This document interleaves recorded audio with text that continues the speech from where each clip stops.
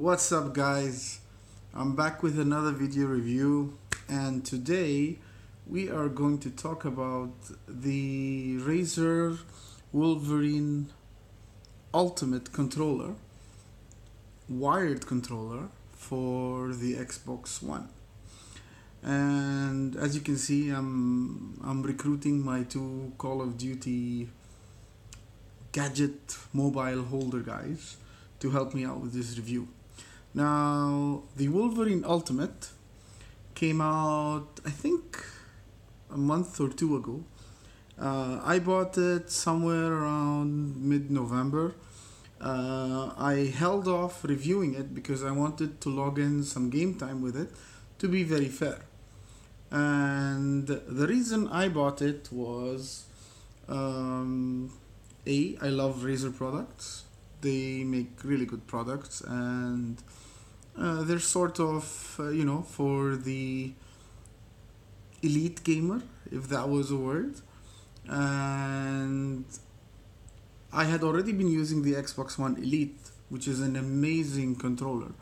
And I wanted to see, I was a bit curious to see as to what would this controller add over and above that one. In terms of price, they're both around the same price mark, $150 or thereabouts, and that's why I was very curious.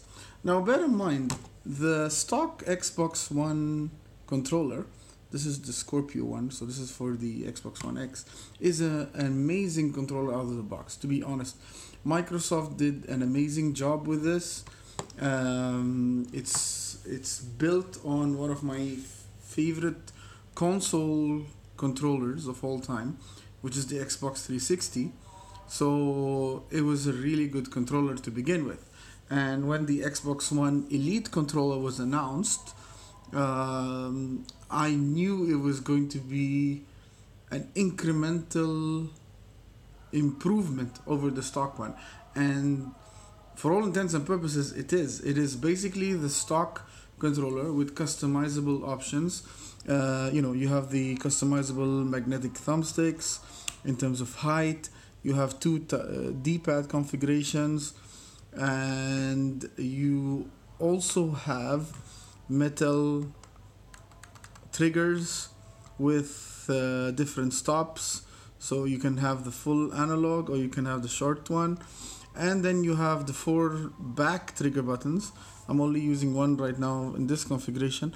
This is the configuration I use for Forza. So the back buttons are programmable, and you can have two profiles set up.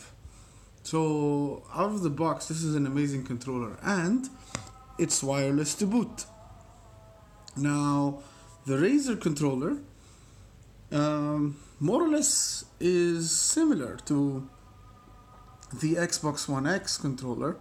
The main differences, aesthetically, as you can see, it also comes with 2 magnetic analogs.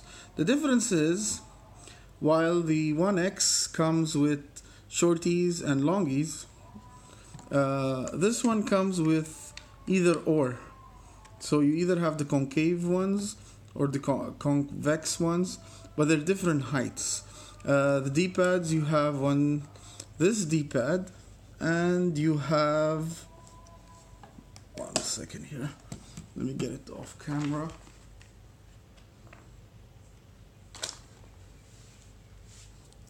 This is the one you have, right? So it has a nice circular pattern going on. And just to show you the other analog sticks, let's see the camera focus, there you go, that's one, and this is the second one, right? So you don't get 2 of the same kind.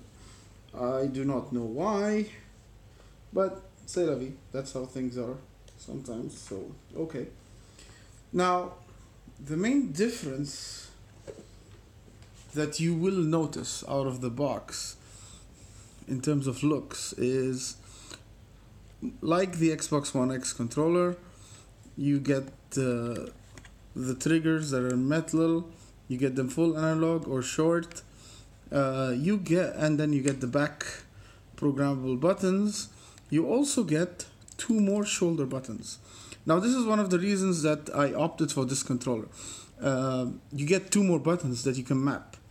Then you also get the profiles switching buttons, mic mute, volume.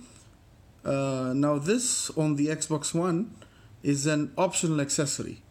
So it was nice that you get it directly on the controller here. So that was one of the reasons that influenced my purchase. Now the biggest difference between both is the Razer has to be connected. So it's not wireless. Now granted, the Xbox One X also comes with a braided wire, but that's optional. You can choose whether or not to go wireless or wired.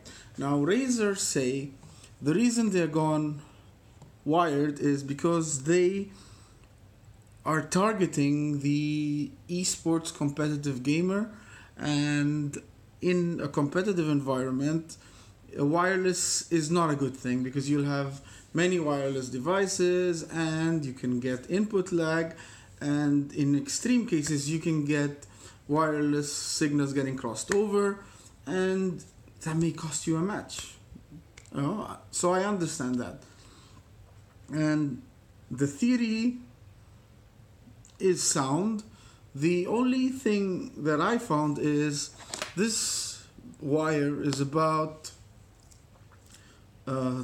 9 feet, 3 meters long, and in my gaming room the distance between me and the television is about the same roughly.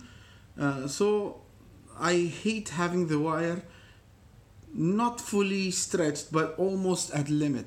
So that's one of the things I did not like about the wired setup. So I understand the wired thing, but maybe if you gave us the option for a longer wire, I would rather have it, relaxed on the floor than a bit stretched at its limit, right? So that's one issue I have. The other issue I found with extended gaming sessions, and to be honest, it's an amazing controller.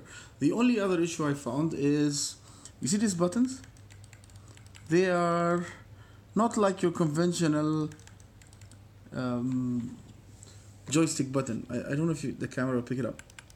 So here, these are actually more like a mouse click. And what I did notice after extended gaming sessions, they kind of get stuck, right? So it's not like very, very obvious, but that stuck feeling is there. It's like, I've been playing it exclusively on Call of Duty WW2, which is an amazing game, by the way, and if you haven't tried it, you should. Hence the Call of Duty buddies over here. It's an amazing controller, but for some reason, this is not... I don't feel that it gives me the feedback that I need. I would rather they have gone with a metal click for a more responsive feel. I understand they wanted to emulate the mouse clicks, and yeah, it's good, but I think for extended sessions, especially for a button that gets a lot of action, the reload button, I felt that, it got a bit sticky. That's the only 2 issues I found. The wire not being long enough, and then other than that, it's an amazing controller, to be honest. And if you are a competitive gamer and lag was an issue, or you wanted a controller where you have full freedom in customizing buttons, then I would definitely recommend the Razer. However, if you wanted the ultimate wireless, I would still recommend this. And if you're a casual gamer, I would still recommend the Xbox One Elite. The Razer is nice, but the Elite, I think, wins on points. overall as the better overall controller. So Microsoft, and it's not fault on the Razer. It's just that Microsoft did such an amazing job with Elite controller. It's a tough act to follow. So not to flaw the Razer. Now this is the first gen. I think if they work on it more, they can improve these flaws, or maybe come out with optional accessories to address the two issues that I see. And I think most gamers will have the issue with the wire length at least. Ironically, I didn't see anyone mentioning the clicky buttons thing, but that's my experience. It's fine, but on extended periods, it does get a bit stuck. You feel that it's not as responsive as it should be. Other than that, I don't see anything wrong with the controller. I really enjoy it. It's something I'm definitely going to be using, mostly for my FPS, fighting games, shooters, racing games, where I don't want any lag to be part of the equation. One more thing, in terms of customizing buttons, etc., you this can be obviously used on over the PC and the Xbox One, so it's multi-platform. One more thing I wanted to mention is, or two more things. Obviously, because it's a Razer, it comes with the Chroma Effect, so this bar lights up and you can get different options.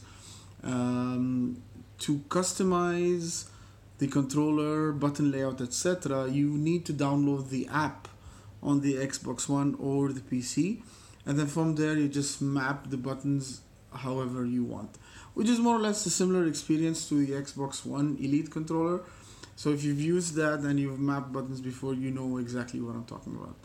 Alright, so like I said, the best overall controller is still the Xbox One Elite. The Razer comes in a close second. It's a nice controller, but the two issues that I mentioned or I saw are what's holding it back for now. So thanks guys for watching. I hope you enjoy my videos, and till I see you next time, this is me signing out.